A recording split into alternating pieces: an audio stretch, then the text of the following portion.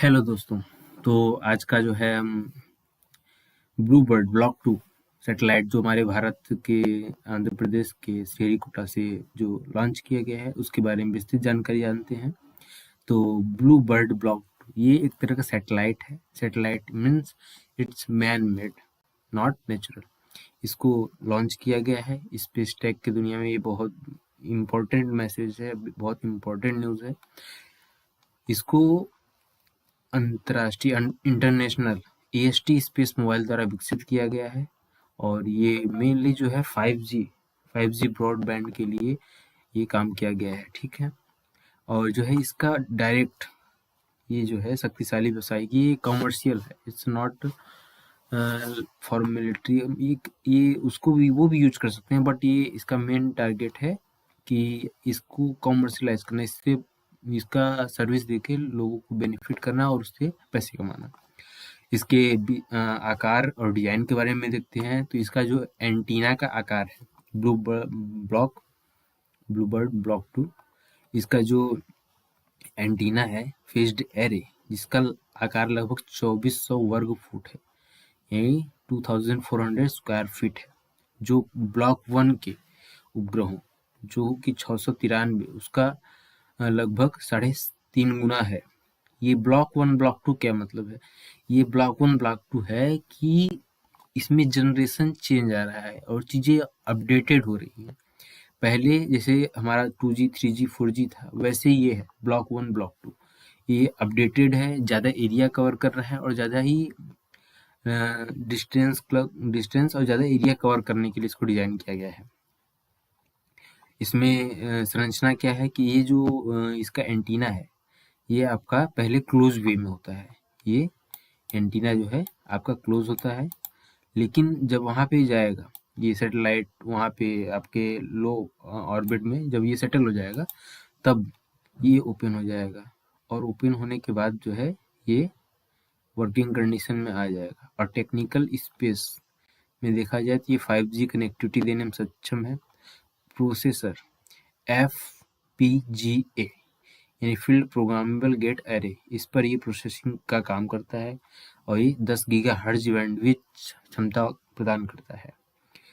ये high speed दे सकता है। लॉन्च विवरण के बारे में देखा जाए तो स्पेस एक्स के रॉकेट जैसे फॉल्कन 9 और भविष्य में स्टारशिप के जरिए निचली कक्षा लो अर्थ ऑर्बिट लियो यानी कि लो अर्थ ऑर्बिट इसमें लॉन्च करके इसको भेजा जाता है। इसमें स्पेस एक्स के रॉकेट फॉल्कन 9 वगैरह अगर भारत से लॉन्च करना या किसी तरह का मदद चाहिए तो वो उसको हेल्प कर सकता है। इस तरह से डिजाइन किया गया है।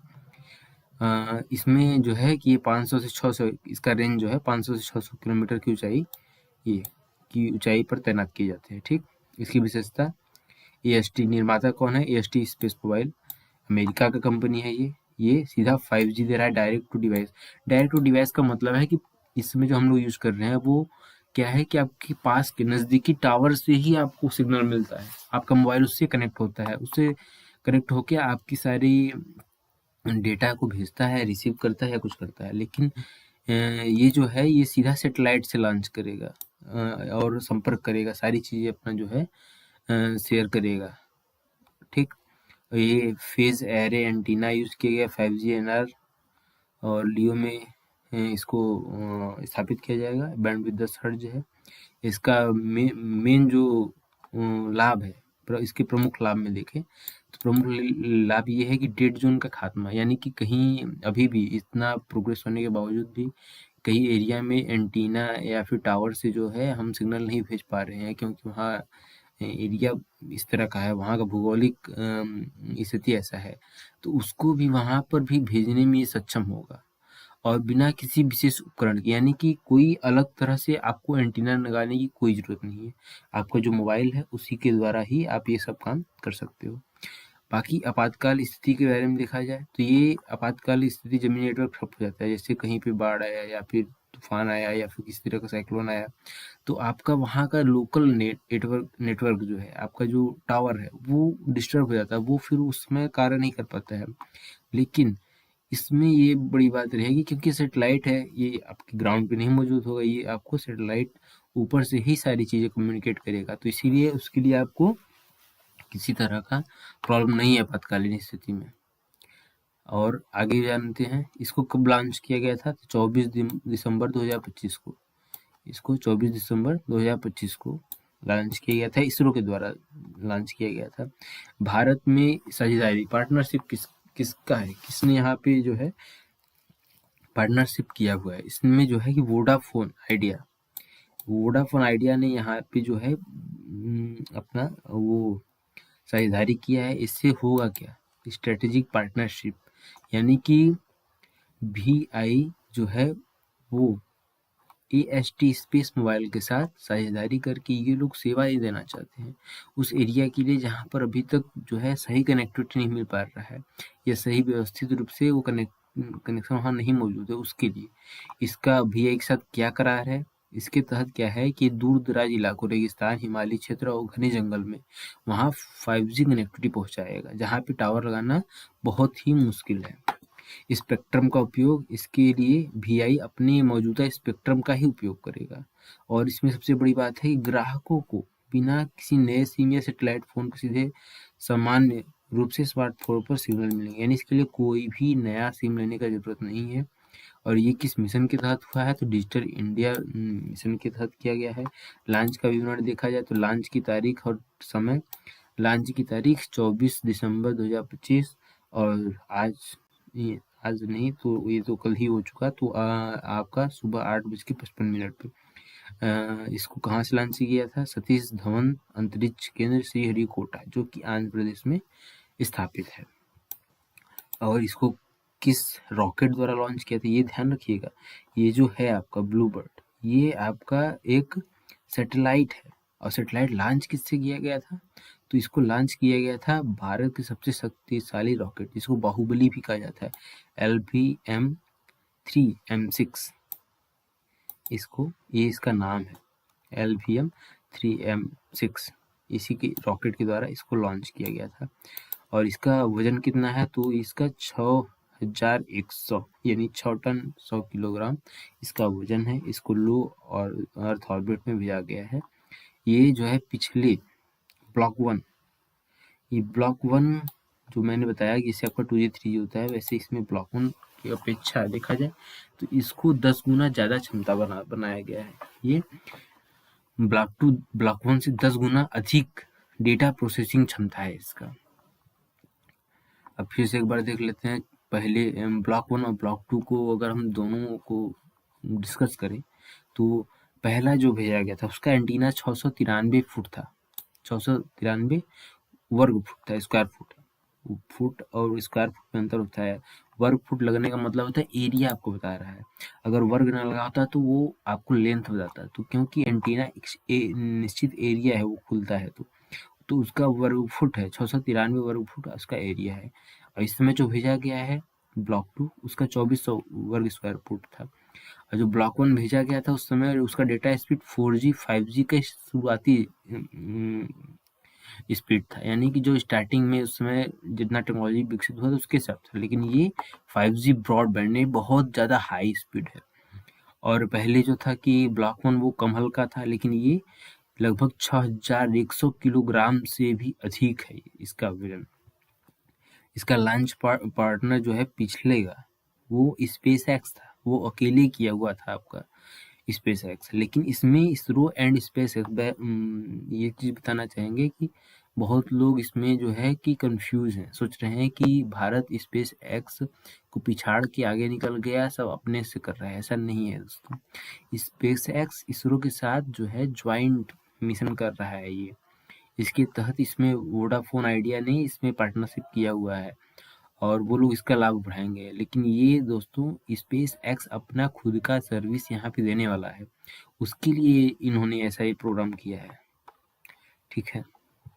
और बात करें कि अभी ये कब लॉन्च होगा और कब क्या होगा, तो अभी तो दोस्तों ये लॉन्च होके अपना लो अर्थ ऑर्बिट में इसको स्थापित कर दिया गया है, लेकिन इसका टेस्टिंग वगैरह होगा, ये जनवरी फरवरी तक एंटीना को अंतरिक्ष में खोलने और नेटवर्क सिग्नलिंग की टेस्टिंग की जाएगी।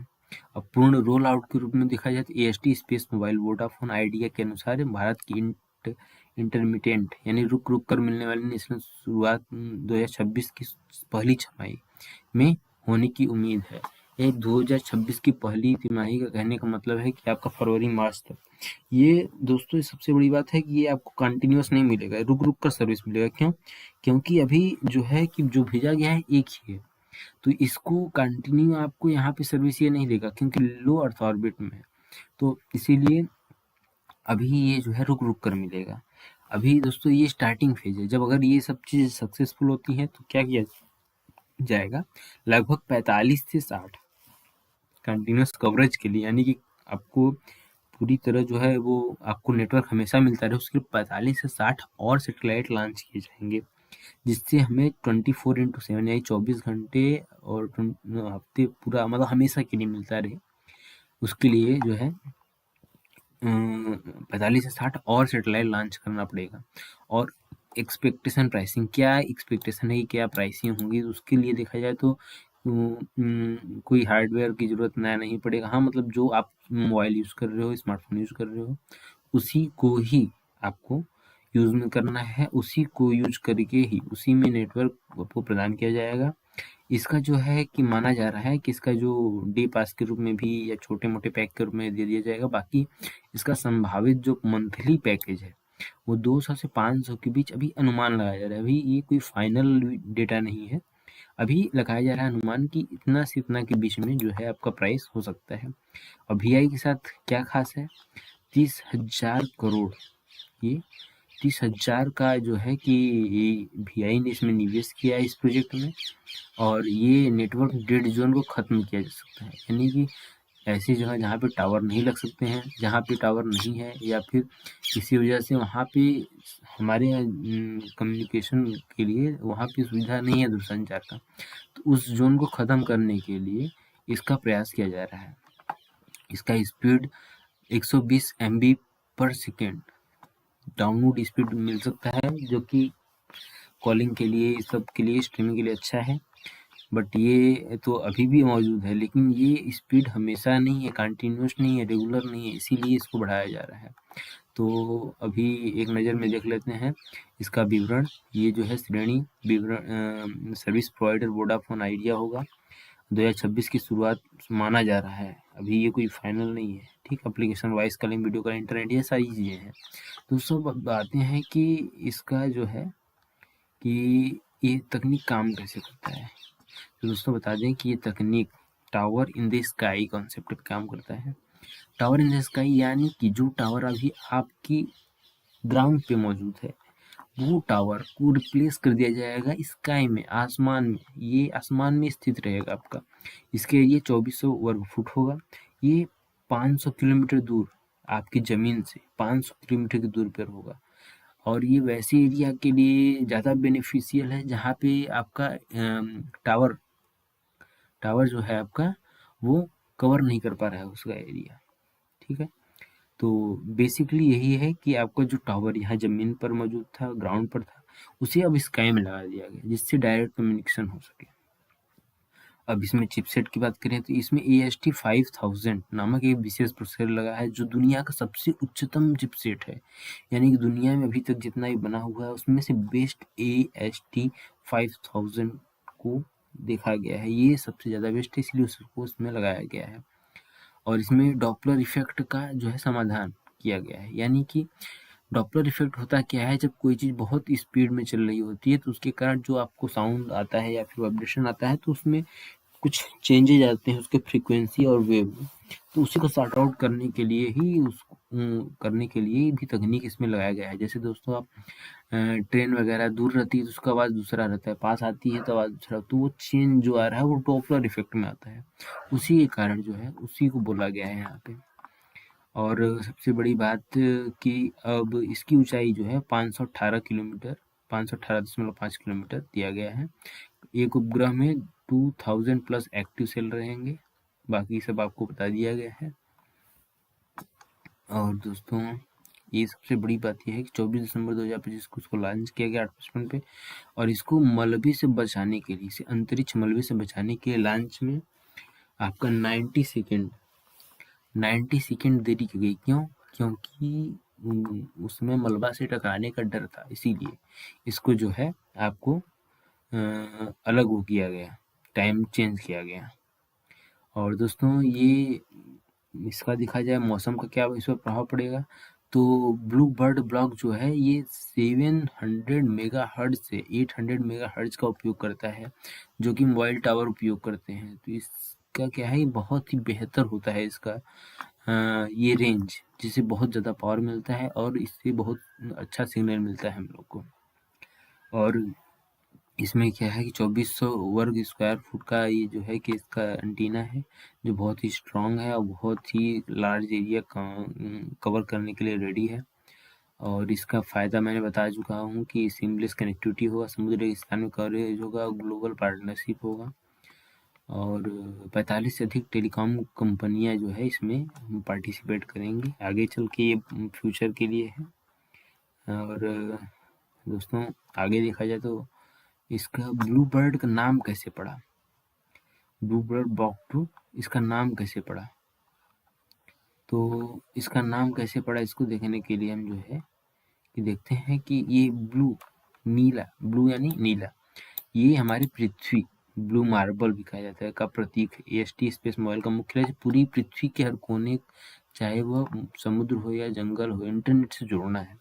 तो नीला रंग शांति और वैश्विक कनेक्टिविटी, ग्लोबल कनेक्टिविटी को दर्शाता है। तो ब्लू बर्ड जो है ब्लू, ये हमारे आसमान के नीले रंग को दिखाने के लिए उपयोग किया गया है। बहुत लोग के दिमाग में होगा कि ब्लू बर्ड ब्लॉक 2 क्या है, कहाँ से नाम आया है, तो इसका नाम कहाँ से आया है हम इसके लिए डिस्कस करें। ब्लू यहाँ पे हमारे पृथ्वी को दर्शाता है, क्योंकि अभी स्पेस एक्स जो है उनका लक्ष्य है कि पूरे भारत नहीं पूरे विश्व को ये एक कनेक्टिविटी प्रदान करना चाहते हैं, जिसके थ्रू उसमें सारा सैटेलाइट जो होगा वो आपका ऑर्बिट में होगा, लो अर्थ ऑर्बिट में, और सभी लोग जो है ज़मीन पे से उसको यूज करेंगे ग्राउंड से, जिससे होगा क्या, पूरी पृथ्वी को स्पेस एक्स या फिर कोई दूसरा सर्विस प्रोवाइडर अपना जो है कनेक्शन प्रोवाइड करेगा।